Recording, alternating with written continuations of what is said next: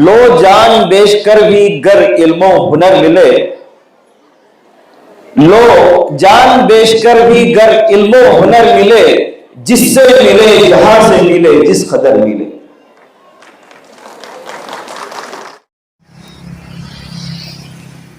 बेंगलुरु के अंबेडकर भवन में पीएमएस पब्लिक स्कूल का एनुअल डे, डॉक्टर मोहम्मद मंजूर नौमान का खिताब नायाब। बच्चों के मुस्तकबिल को संवारने के लिए वालिदैन और टीचर्स एक साइकिल के दो पहियों की तरह काम करें। जी हां, बच्चों के मुस्तकबिल को संवारने के लिए वालिदैन और टीचर्स एक साइकिल के दो पहियों की तरह काम करें और बच्चे अपने वालिदैन और असातिज़ा की कदर करें। दिल से जो बात निकलती है असर रखती है, पर नहीं ताकते परवाज मगर रखती है। डॉक्टर मोहम्मद मंजूर नौमान ने दिल से दिल की बात कहते हुए वालिदैन, असातिज़ा और बच्चों को कीमती बातों से नवाजा। जी हां, डॉक्टर मोहम्मद मंजूर नौमान का खिताब गौर व फिक्र की दावत दे रहा था। बच्चों को, वालिदैन को और असातिज़ा को गौर व फिक्र की दावत दे रहा था। डॉक्टर मोहम्मद मंजूर नौमान बेंगलुरु के आरटी नगर में मौजूद Lal Bahadur Shastri government first grade college के प्रिंसिपल हैं, शोबे उर्दू के सदर हैं। लेकिन यहाँ आपने कन्नड़ा, अंग्रेजी और उर्दू जबान में खिताब किया। सामाईन में मुख्तलिफ जबानें बोलने वाले मौजूद थे। पीएमएस पब्लिक स्कूल की प्रिंसिपल उमा देवी ने खास तौर पर डॉक्टर मोहम्मद मंजूर नौमान से दरख्वास्त की कि वो तवील खिताब करें। लिहाजा मंजूर नौमान ने अपने कलीदी खिताब में, जो आधे घंटे से जायद वक्फे पर मुश्तमिल था, कई कीमती बातें, कई कीमती मशवरे और तजावीज़ पेश किए। 23 दिसंबर बरोज मंगल हुए पीएमएस पब्लिक स्कूल के सालाना जलसे में ब्लॉक एजुकेशन ऑफिसर नसरीन ताज व दीगर मौजूद थे। नसरीन ताज ने कहा कि एसएसएलसी के बाद 10th के बाद ड्रॉप आउट एक बड़ा मसला बन चुका है। लिहाजा वालिदैन, टीचर्स और स्कूल वालों की ये कोशिश और फिक्र होनी चाहिए कि एसएसएलसी के बाद कोई भी बच्चा ड्रॉप आउट न हो, पीयूसी में दाखिल हो और आला से आला तालीम हासिल करे। तो दोस्तों, पीएमएस पब्लिक स्कूल के एनुअल डे के मौके पर डॉक्टर मोहम्मद मंजूर नौमान और नसरीन ताज का खिताब पेशे खिदमत है। Janubi Hind news report.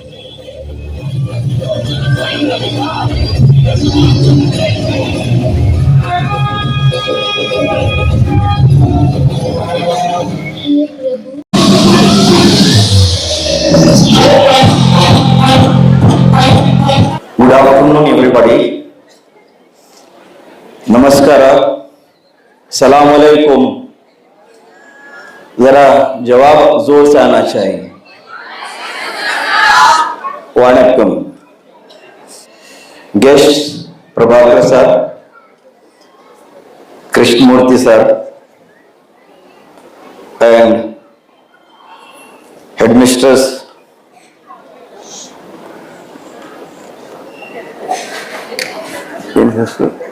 what is name headmistress? Sir, our principal, Uma Devi, Mrs. Uma Devi. Mrs. Uma Devi madam and engineer Fahil Fahman and their teachers, students, parents. It's a remarkable day, and very important day and very historic day in the history of PMS Public School, because it is the day where you can see the talents of your wards kids, the students of the PMS college, as well as the work done with your wards by the teachers It's their preparation, it's their efforts, it's their work, it's their dedication, it's their hard work, a personal interest, and efforts, that is continuous efforts. Due to that, it is able to conduct these type of programs. These type of program shows the school management and talents of the students too. And moreover, the performance of the small, the future of our country, children are the future of our country. It's related to education.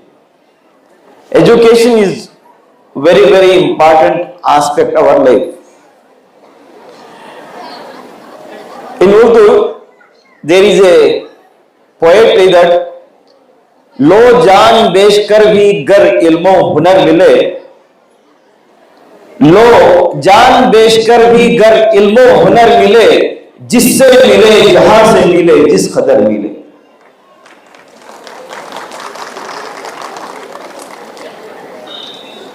Moreover, education is very important aspect of the life. We need water to survive. We need food to survive. And we need home to stay. After these three important aspects, the more important aspect of our life is none other than education. And it is providing in better way by this school, PMS school. And moreover, you have seen that we won't remember our by difficulty he can tell. If I ask his father's name, he doesn't know. Because he is not related to him.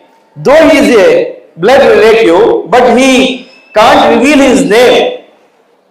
Because his father or grandpa will not tell that your forefather name is this, that, like that.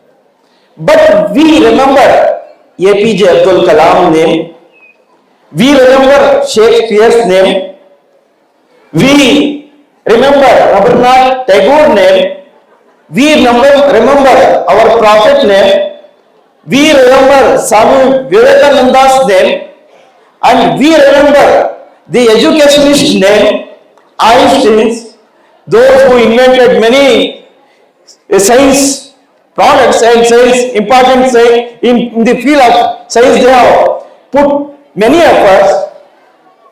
And we know those who created the airplanes, and we know that those who created the radio, and we know that who created the phones, mobiles and all.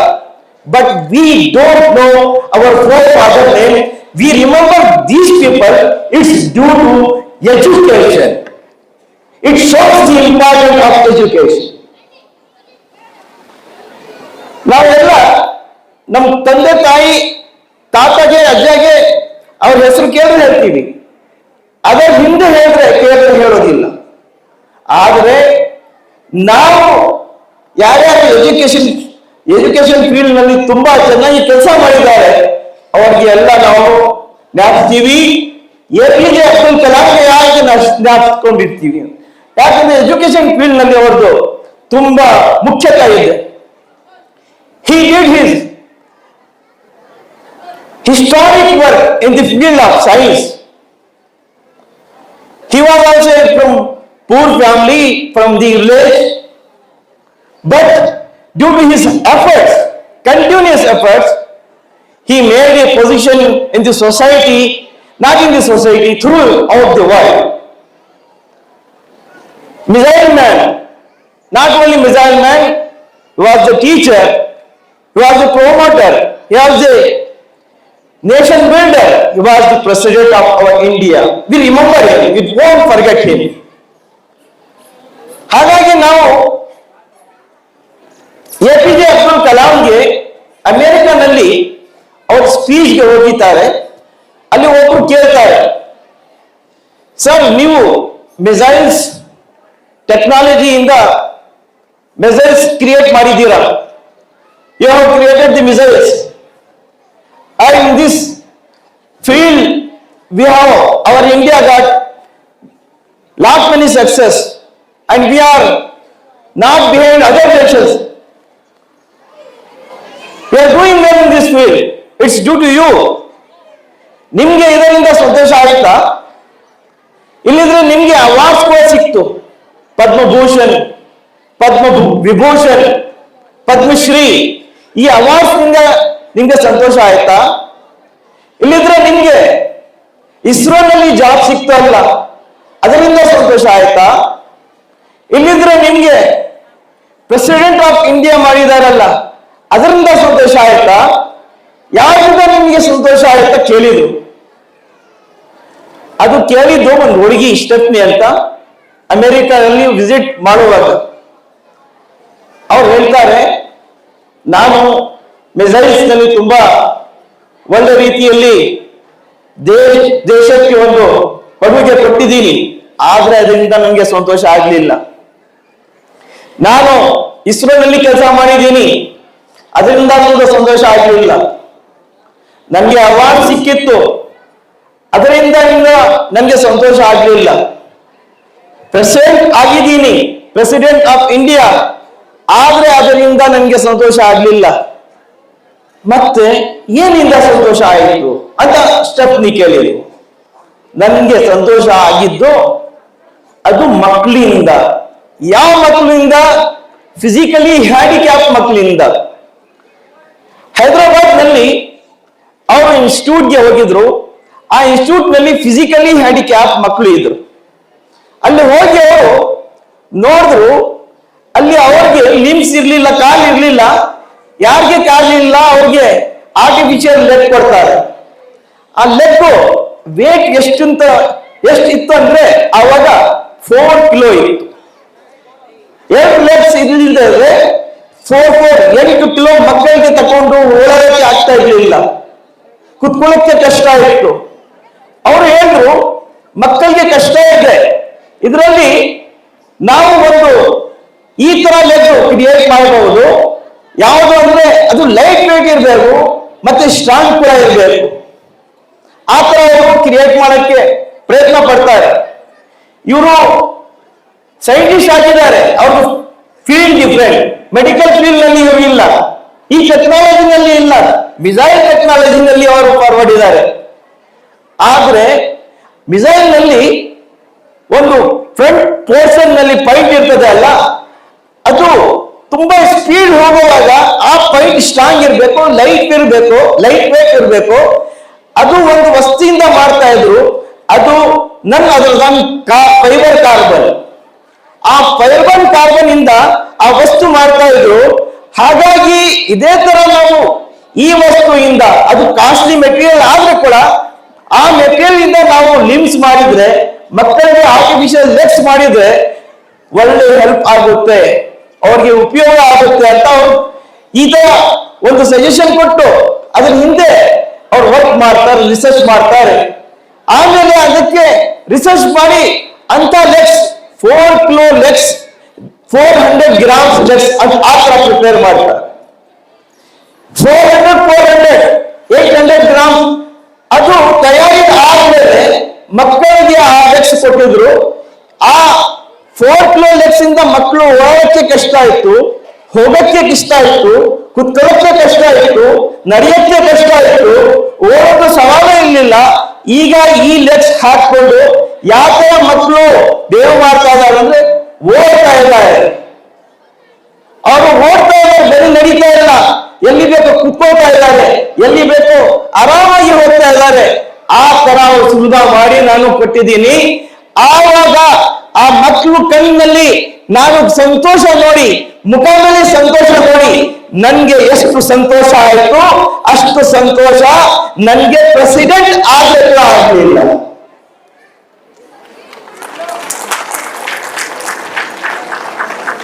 ನೋಡಿ, ಈ ತರ education ಇಂದ ಆಗ್ತಾ ಇದೆ. Education ಇಂದಾನೇ ಆಗೋದು. Education ಇಲ್ಲದೆ ಇದ್ದಿದ್ರೆ ಆಗ್ತಾ ಇರ್ಲಿಲ್ಲ. ಎಜುಕೇಶನ್ಗೆ ಈ ತರ ನಿಮ್ ಮಕ್ಕಳಿಗೆ ಭವಿಷ್ಯ ಕಟ್ಟಬೇಕಾಗಿದ್ರೆ ಅದಕ್ಕೆ ಕಾರಣ ಟೀಚರ್ಸ್ ಆಗಿರ್ತಾರೆ. ಟೀಚರ್ಸ್ ರೆಸ್ಪೆಕ್ಟ್ ನಮ್ದು ಕರ್ತವ್ಯ ಆಗ್ಬೇಕಾಗಿದೆ. ಒಬ್ಬಂದು ಏನ್ ಕಿಂಗ್ ಇದ್ದಾರೆ, ಅವ್ರಿಗೆ ಕೇಳಿ ಟೀಚರ್ಸ್ ಯಾವ ತರ ರೆಸ್ಪೆಕ್ಟ್ ಮಾಡ್ತಾರೆ. ನಮ್ದು ದೇಶದ್ದು president doctor Shankar Dayal Sharma once ಒಮನ್ಗೆ ಹೋಗ್ತಾರೆ ಮಸ್ಕಟ್ ಏರ್ಪೋರ್ಟ್ ನಲ್ಲಿ. ಅವರು ಕಿಂಗ್, ಅವರು ರಾಜರು, was the king of the Oman, but he enters the airport. There was a protocol that some team is there, they will rescue the president of India and they will take that president to the palace. That was the protocol. But he breaches the protocol and he entered in the airport, not in the airport, he entered in the flight also. In that president Shankar Dayal Sharma was sitting and he went to that seat and he welcomed to President Shankar Dayal Sharma and honored him, and he has taken Dr. Shankar Dayal Sharma from the flight to his car, and there was security, there were drivers also, but he drove the car. He only drove the car and he took President Shankar Dayal Sharma, he was the President of India, to his palace with high respect. People astonished what Shankar Dayal Sharma is doing, what King of Oman is doing. He breached all the protocol. Who is Shankar Dayal Sharma? He is a president. Many country president visit to our country, but nobody do such type of honor. But why he is doing so like that? Many people astonished because he was the king. Nobody has guts to ask this question to the king. But anyhow, some people ask, media persons ask, why you are doing like that? He revealed that because एक पत्थर की तकदीर भी संवर सकती है, एक पत्थर की तकदीर भी संवर सकती है, शर्त यह है कि सलीके से तराशा जाए. He was the teacher of that king. That king studied his higher studies in the Pune, that is in Maharashtra, and that time Shankar Dayal Sharma was the professor in that institution where he studied, and for that reason he respected his teacher.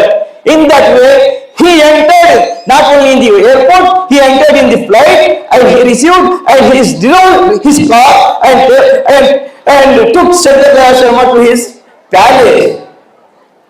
Like that he respected the teacher. Teacher के लिए जोरदार थालियां आपके बच्चों को संवारने का काम करते हैं. मैंने एक शेर कहा, पत्थर की तकदीर संवर सकती है. एक पत्थर की तरह आते हैं बच्चे स्कूल को, एक पत्थर की तरह वो आते हैं, खाम पत्थर की तरह. अब जिस तरह कुम्हार एक पाट को मार कर उसको सहला कर उसको हाथ फेर कर ये खूबसूरत हांडी बनाता है, ये खूबसूरत बर्तन बनाता है, ये खूबसूरत गिलास बनाता है, ये खूबसूरत सुराही बनाता है, जिसकी वजह से हम ठंडा पानी पी सकते हैं. ऐसे ही टीचर्स अपने बच्चों को अपने हाथों की मोहब्बत से, अपने बोल की मोहब्बत से और अपने हुनर से, अपने फन से उनको इस तरह बनाते हैं कि वो पत्थर से मोती और हीरा बन जाते हैं.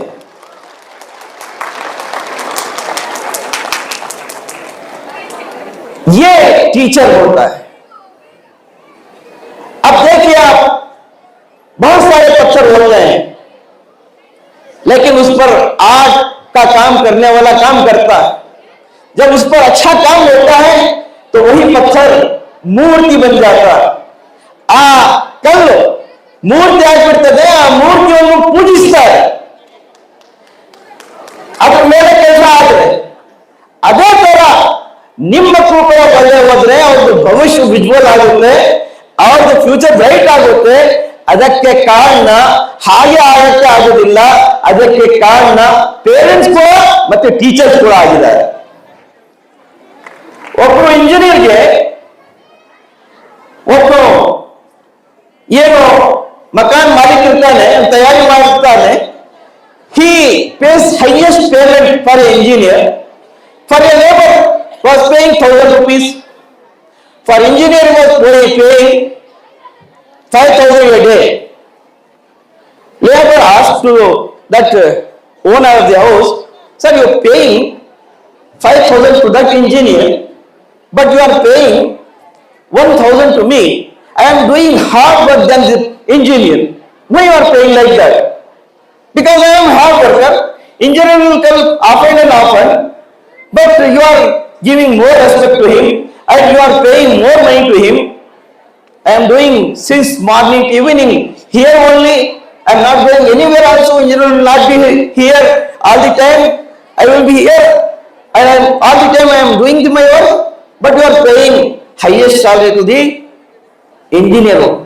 Why not for me? Like that. He asked that labor to bring the egg. ಮೊಟ್ಟೆ ತರಕ್ಕೆ ಹೇಳ್ತಾನೆ. He asked the engineer to bring a labor to bring a egg. He bought a purchase egg. Then that owner asked that labor to stand up this egg. He told that it is not possible to stand because egg is not a rectangle shape or a square shape. We can't stand this egg because it's a oval shape. It will not stand. And same time he called that engineer also and asked him to stand this egg. And he asked that labor to bring some sand. And that labor bought the sand. And he asked that engineer to keep sand here in a bowl. That engineer told that labor to keep that sand in a bowl.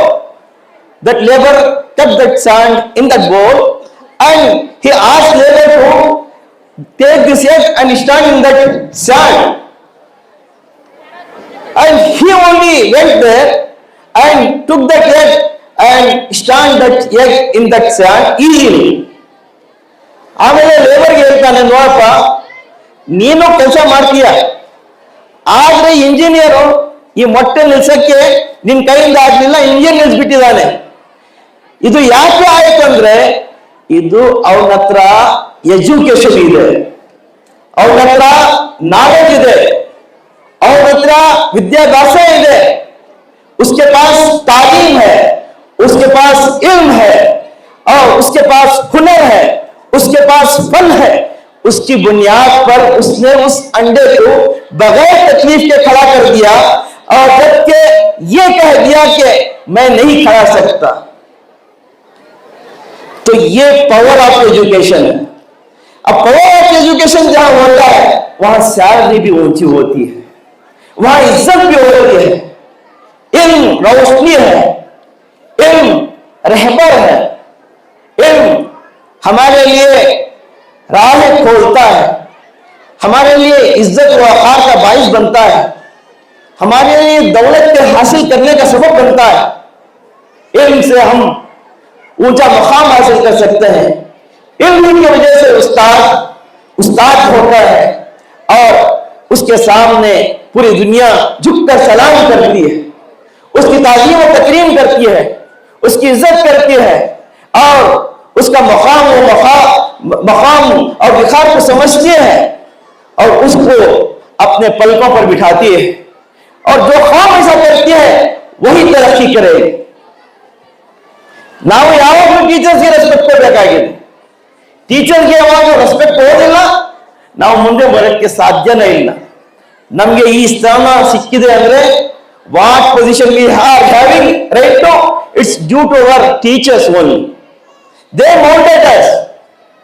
ನಾವು ಕೂಡ government school ನಲ್ಲಿ ಓದಿದ್ದವರು, ನಾವು ಕೂಡ ಹಳ್ಳಿಯಿಂದ ಬಂದಿದ್ದವರು. ನಮ್ಮ teachers ನಮ್ಮ ಮೇಲೆ ತುಂಬಾ ವರ್ಕ್ ಮಾಡಿದ್ರು, ಅದಕ್ಕೆ ನಾವು ಈ ಸ್ಥಾನದಲ್ಲಿ ಇದ್ದೀವಿ.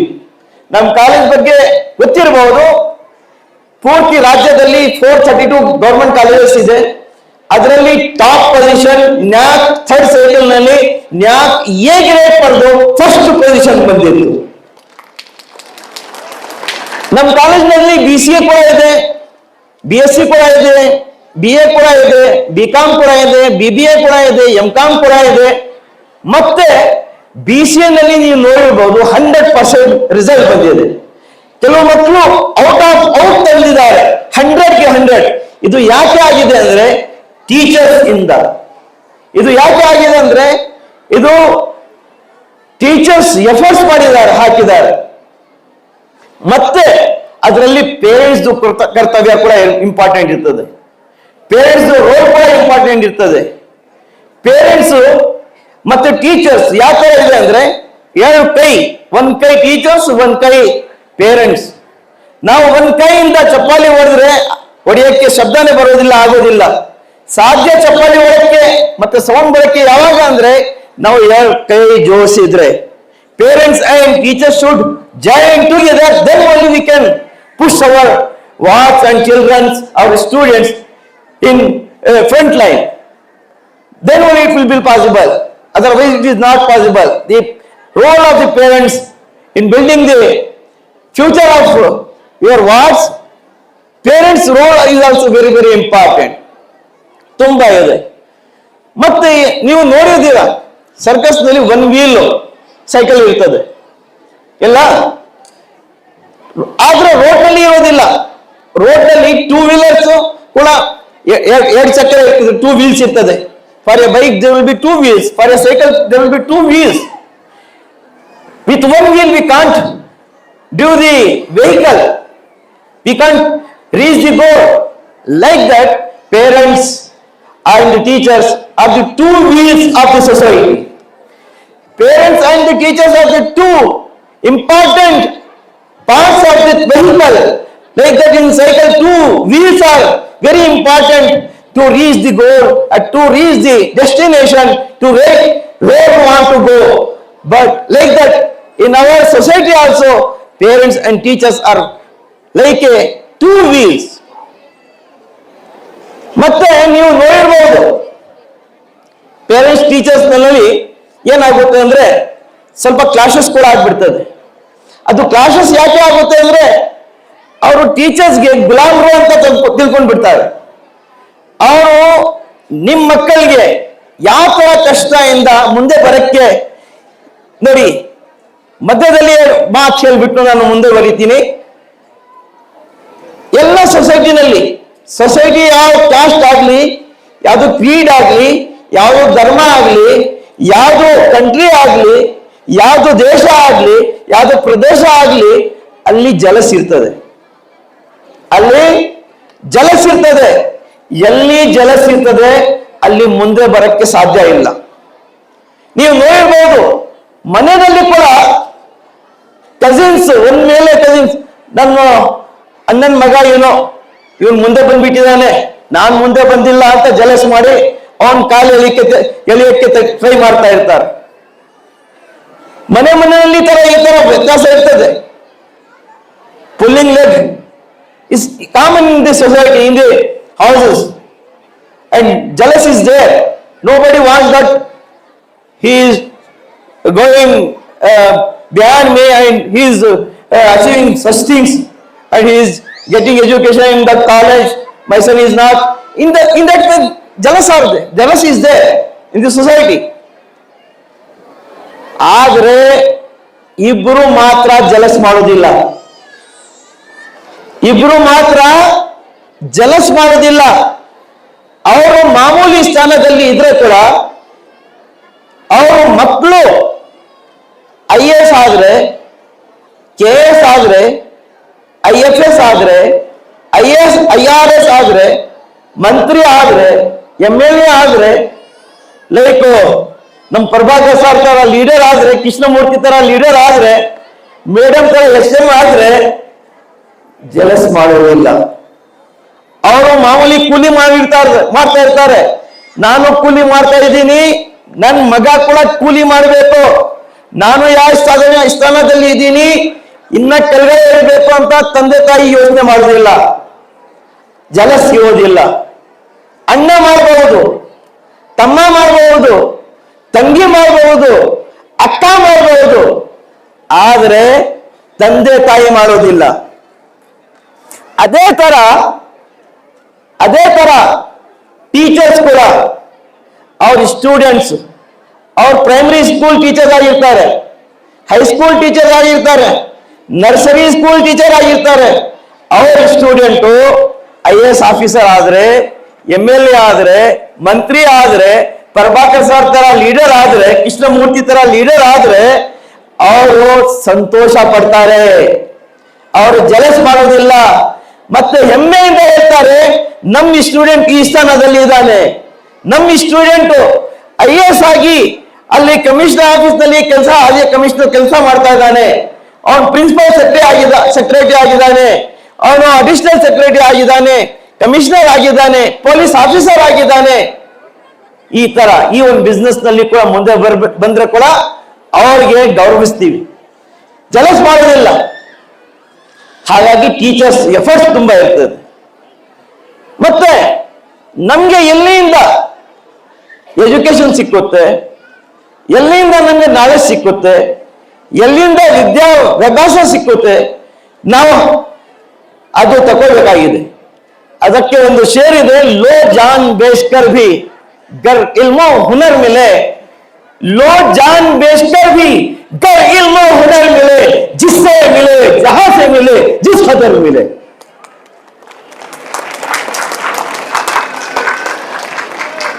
ಎಜುಕೇಶನ್ ನೀವು ನೋಡಬಹುದು, ಶ್ರೀಮಂತರು ಮಕ್ಕಳು, I have been asked to speak in Kannada. Madam requested me to speak in Kannada. I started my speech in English. In between I am using multi languages, Urdu too and Kannada too also. What I am telling that? What I am telling? Can anybody reveal? Are you listening to me? Huh? What I was telling? ಏನು ಹೇಳ್ತಾ ಇದ್ದೆ ನಾನು? क्या बोल रहा था मैं? हाँ ಮಲ್ಟಿ ಲ್ಯಾಂಗ್ವೇಜಸ್. ನೋಡಿ, ಜಲಸ್ ಬಗ್ಗೆ ಹೇಳ್ತಾ ಇದ್ದೆ, ಜಲಸ್ ಟೀಚರ್ಸ್ ಮಾಡೋದಿಲ್ಲ. ಮತ್ತೆ ನಾವು ತಂದೆ ತಾಯಿ ಟೀಚರ್ಸ್ ಯಾವ ತರ ಮಾಡ್ತೀವಿ ಅದೇ ತರ ಮಕ್ಕಳು ಮಾಡ್ತಾರೆ. I will do A exercise over here. ಒಂದು ಎಕ್ಸರ್ಸೈಸ್ ಮಾಡಕ್ಕೆ ಇಷ್ಟಪಡ್ತಾ ಇದ್ದೀನಿ, ನೀವು ಕೂಡ ಅದಕ್ಕೆ ಪಾರ್ಟಿಸಿಪೇಟ್ ಮಾಡಬೇಕಾಗಿದೆ. ಎಲ್ಲ ಪೇರೆಂಟ್ಸು ಮತ್ತೆ ಸ್ಟೂಡೆಂಟ್ಸ್ ಇದ್ರೆ ಕೂಡ ಅವರು ಕೂಡ ನೀವು ನಾನು ಯಾವ ತರ ಮಾಡ್ತೀನಿ ಅದೇ ತರ ಮಾಡಬೇಕಾಗಿದೆ. ನಾನು ಯಾವ ತರ ಹೇಳ್ತೀನಿ ಅದೇ ತರ ಮಾಡಬೇಕಾಗಿದೆ.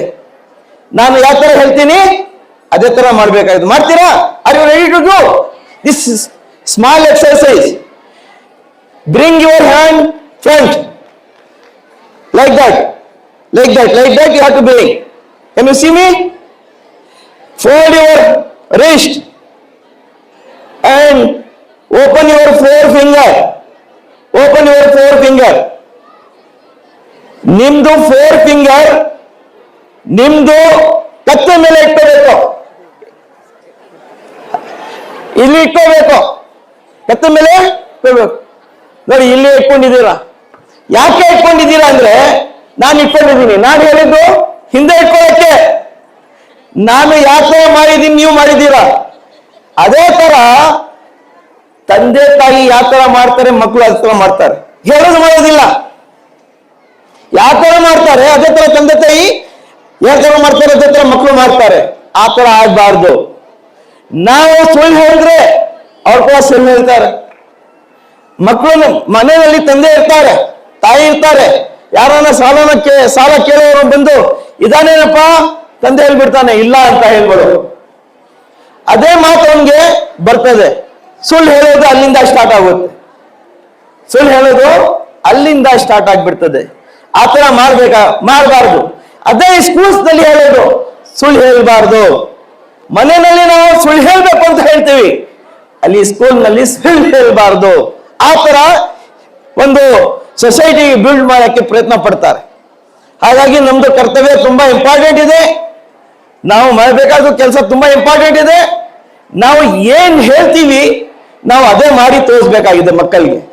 ನಾವು ಹೇಳೋದು ಒಂದು ಮಾಡೋದು ಒಂದು ಅಂದ್ರೆ ಅದು ಏನಾಗುತ್ತೆ ಅಂದ್ರೆ ಅದು ಸೊಸೈಟಿ ಕೂಡ ಒಳ್ಳೆ ರೀತಿಯಲ್ಲಿ ಇಂಪ್ರೂವ್ ಆಗೋದಿಲ್ಲ, ಮಕ್ಕಳು ಭವಿಷ್ಯ ಕೂಡ ಉಜ್ವಲ ಆಗೋದಿಲ್ಲ. We can't build this nation in this way because हमारे बच्चे हमारे लिए नेमत है, हमारे लिए दौलत है, हमारे लिए इज्जत है, हमारे लिए शरफ है, हमारे लिए एजाज है, हमारे लिए फख्र है, हमारे लिए सुकून का बाइस है, चैन का बाइस है. ये तमाम उसी वक्त बनेंगे जब हम बच्चों की तरबियत सही तरीके से और सही ढंग से हम करेंगे. अगर हमारे अंदर ही फतूर हो, हमारे अंदर भी खामी हो, हमारे अंदर ही गलतियां हो, तो हम हमारे बच्चों को सही तालीम नहीं दे सकते. देखिए एक वाकया मैं बयान करके अपनी बात खत्म करता हूं.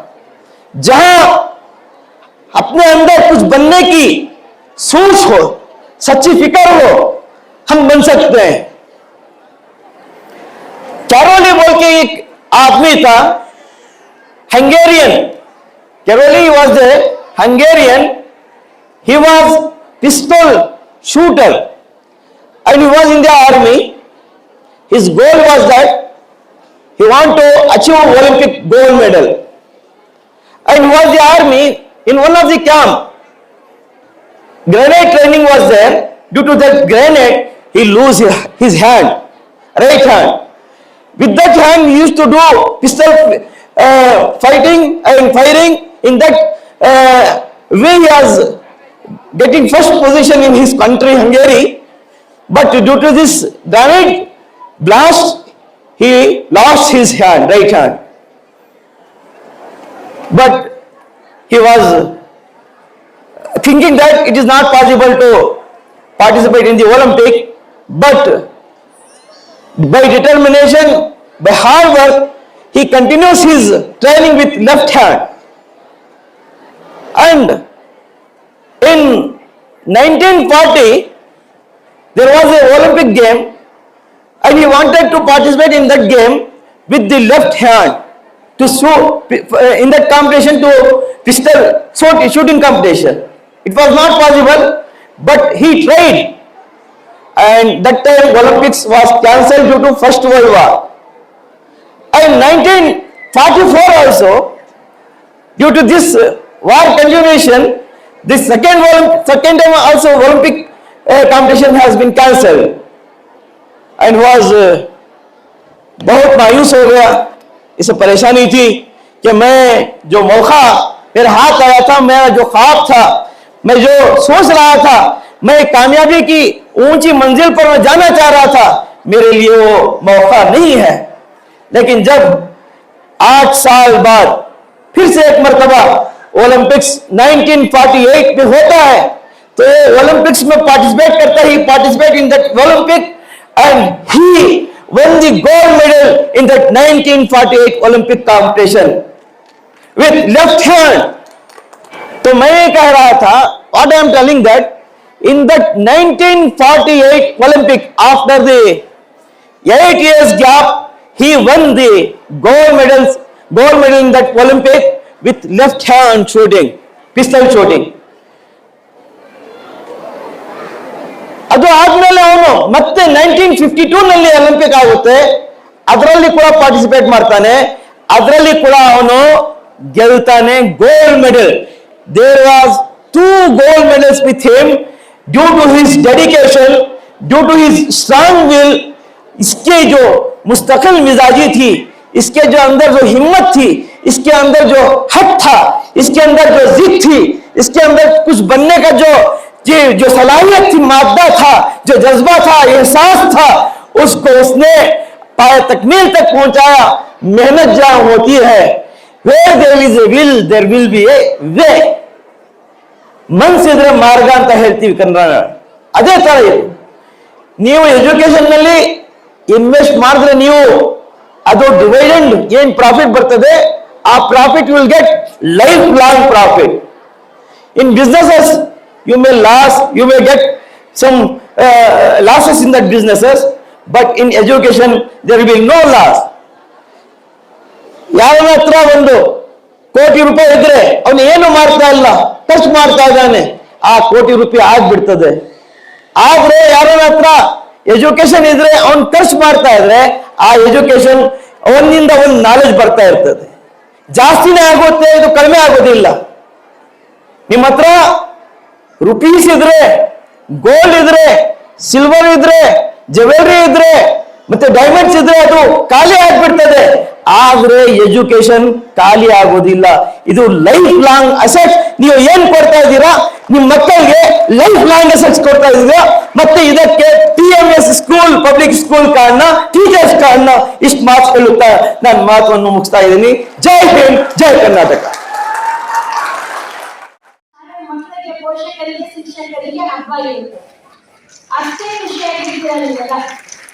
ಅಬ್ಬಬ್ಬ, ಅದು ಎಷ್ಟು ದಿನ ಇಲ್ಲ ನಿಮ್ಮ ಮಕ್ಕಳು ಡ್ರೆಸ್ ಸೆಲೆಕ್ಟ್ ಮಾಡಿರ್ತೀರಾ, ಯಾವ್ಯಾವ ರೀತಿಯಾಗಿ ಮ್ಯಾಚಿಂಗ್ ನೀವು ಸೆಲೆಕ್ಟ್ ಮಾಡಿದ್ರ, ಎಷ್ಟು ಪೋಷಕರು 1 ವಾರ ಮನೆ ಆಚೆ ಕಡೆ ಹೋಗಿ ಹುಡುಕಿ ತಗೊಂಡಿದ್ರ, ಅಥವಾ ಶಾಲೆಯ ಮುಖ್ಯ ಶಿಕ್ಷಕರು ಎಲ್ಲ ಹೋಗಿ ಹುಡುಕಿ ತಗೊಂಡು ಇವತ್ತು ಸಣ್ಣ ಮಕ್ಕಳು LKG ಮಗುಗೆ ಒಂದು ಕೈ ಕಾಲು ಅಲ್ಲಾಡಕ್ಕೆ ಆಗಿಲ್ಲ ಅಂತ ಹೇಳಿದ್ರು ಸಹ ನಮ್ಮ ಸ್ಟೇಜ್ ಮೇಲೆ ಬಂದು ನಿಂತ್ಕೊಂಡು ಅಲ್ಲೇ ನಿಂತ್ಕೊಂಡು ನಿಮ್ ಕಡೆ ನೋಡ್ತಾ ಇದ್ರೆ ಅದೇ ನಿಮ್ಗೆ ಸಂತೋಷ. ಅದಕ್ಕೆ 10,000 ಇಲ್ಲ 5,000 ಕೊಡಕ್ಕೆ ರೆಡಿ ಇರ್ತೀರ.